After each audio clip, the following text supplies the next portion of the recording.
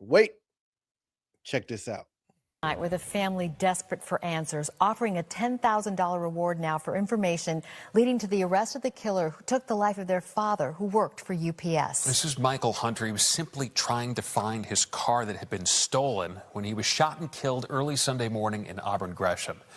NBC5's JC Navarrete is on the story in our newsroom with the family's message tonight. That family just looking for justice.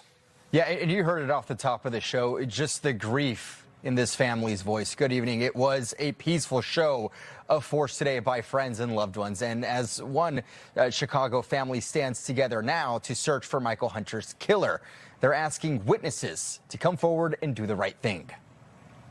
They took my son. My driving partner. Words are not enough to console one Chicago family. 36-year-old Michael Hunter was found dead from a gunshot wound to the head early Sunday morning. His body found along the 8,000 block of Hermitage Avenue in the Auburn Gresham neighborhood, an irreplaceable void left in his family's heart forever. Michael meant everything to me. Michael was my heart, my soul. He was the provider, the protector of my household. My son is fatherless. He was there for me. He was the father figure that I never got to enjoy. The pain, too much for Michael's father. Wearing his son's UPS jacket, breaking down in tears. What led up to the violence is still not clear. What we do know is Hunter was looking for his stolen truck, asking potential witnesses if they'd seen anything when he was killed. He had just returned from a week on the road with his father and looking forward to spring break with his children when his life was cut short. I don't accept this. I will not allow this to continue to happen. Michael's death will not be in vain. This is going to be my life's mission. Michael had been driving for UPS for 3 years. His employer speaking out about the tragedy, saying, "We're saddened by the tragic incident this weekend involving our driver. Our thoughts are with his family, loved ones, and friends." And now, a $10,000 reward for information's being offered. The family telling us it's up to everyone to do the right thing and turn the killer in. We can no longer continue to perpetuate this cycle of where we are silent while our brothers die to senseless gun violence. Hunter leaves behind 3 children and a grieving fiance. He had just bought his family a home last year, and the truck he was looking for, I'm told, was his dream car. Stefan. So much sadness there tonight. JC, we appreciate the update. Thank you. Learning some new details about the shooting death of a Chicago man right in the middle of the day near the United Center. The victim was a successful businessman known for helping others. The victim's wife spoke with our Victor Jacobo, who is live for us on the west side. Victor? Yeah, 67-year-old Jerry Lewis was shot and killed here near Madison and Leavitt, just blocks away from the United Center. Today, I spoke with family and longtime friends who are mourning his death and remembering him as someone who cared deeply about his community and someone who always gave back to others. As a loving husband, father, and grandfather, hard-working man, not selfish. That's the voice of Zandra Lewis, the wife of 67-year-old Jerry Lewis. Chicago police say 2 armed people approached Lewis just before 1 o'clock Tuesday afternoon, blocks away from the United Center near Madison and Leavitt. CPD says those 2 men shot him in the head. He was then taken to Schroeder Hospital and pronounced dead. He wanted everybody to succeed. He helped others all the time, and that's just who he was. Lewis's family and friends say he was a successful contractor and developer who taught and mentored others in the construction industry. Well, I met Jerry 29 years ago. Longtime friend Parker Turner was one of those who learned skills and knowledge from Lewis, including to the 1901 Community Implementation Committee, a project to redevelop the area around the United Center. How do you want the community to remember him? As a guy who dedicated his life and time to helping other people. And I immediately dropped everything and I came over here, and that's when I saw the red tape and I just bawled. Tracy Quinn is the CEO of Pink Hat's Construction and Development Group, which is an all-women firm. She told me she was devastated to hear the news Tuesday. Quinn says Lewis advocated for minority-owned firms like hers to compete for projects and help the community thrive. Now she and others hope to carry on his legacy of giving back. The one thing I can say about Jerry Lewis was he fought for his community. As for the investigation, Chicago police say they continue to question 2 persons of interest in this case. Now reporting live on the city's near west side, Victor Jacobo, CBS News, Chicago. Another devastating loss, Victor. Thank you for that report. Men are charged in the deadly shooting of a well-known Chicago businessman, 28-year-old Nassie Mason and 31-year-old Irving Harris, both face first-degree murder and possession of a weapon charges in the killing of 67-year-old Jerry Lewis. Lewis was gunned down on Tuesday afternoon near Madison and Levitt, just 2 blocks from the United Center. Investigators say the 2 men that were armed approached him, opened fire, and shot him in the head.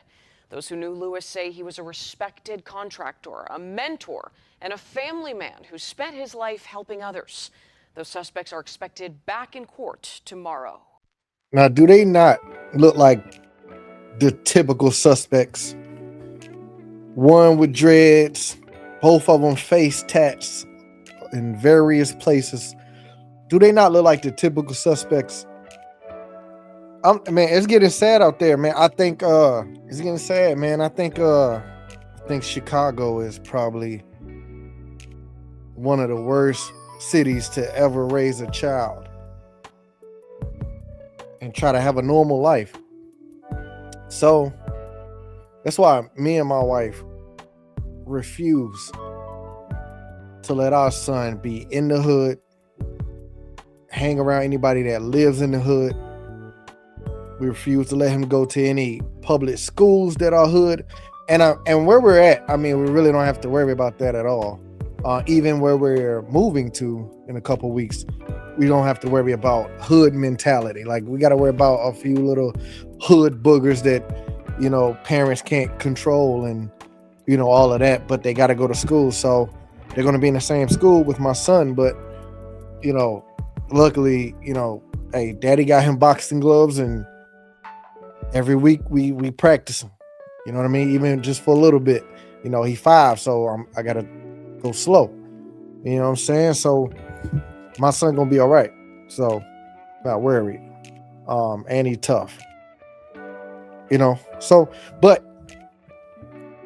I hope if those 2 guys, you know, did turn out to be the actual ones that did it, then when they get that day in court, I hope they give them the max. I hope they never get out. You know what I mean? I hope they spend their last days inside. Because I don't think that state will have the death penalty. So I don't think they have to worry about that. But hopefully they will get life, and they spend the rest of their life inside there and never get out ever again. You know, hopefully.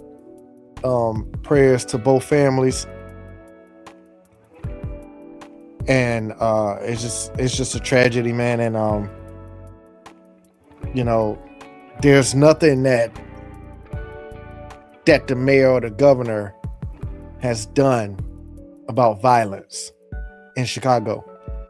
Like, there's nothing that's been done. Like, honestly, Brandon Johnson's so busy, he just keeps saying he want more money to implement some programs, and they don't.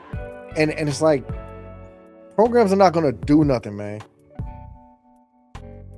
Like, you need a whole rejuvenation of everybody's mindset and all of the youth in Chicago.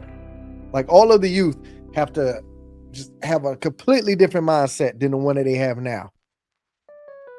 A completely different one. And until that happens, you're going to continue to keep having this. It's going to continue to be like probably one of the worst cities to ever try to live in, live a normal life in, raise children in. Like, it's just nothing normal that you ever hear coming out of that city nowadays. So it's very tragic, sad. Prayers to the families. I hope they can, you know, go through the grieving that they have to, and I hope they can get through this, you know, without any more tragedy coming their way. And to the 2 that did this, and whoever did unalive the first gentleman, the young guy, you know what I'm saying? I hope they're found too. And I hope they get what they deserve and what's coming to them too. So You know, prayers to the family. But y'all let me know what y'all think in the comments. All right. As always, if you like the video, like, comment, subscribe, hype me up, all that good stuff. If you don't like it, you know what to do. I don't care. You're beneath me. You're a nobody. But if you do like it, make sure you subscribe for me and all of that so you can keep seeing the videos. I'm going to keep doing them. All right. Y'all stay tuned with me. We're going to build this channel. I promise you I'm figuring it out. All right. Till next time, y'all. I'm out.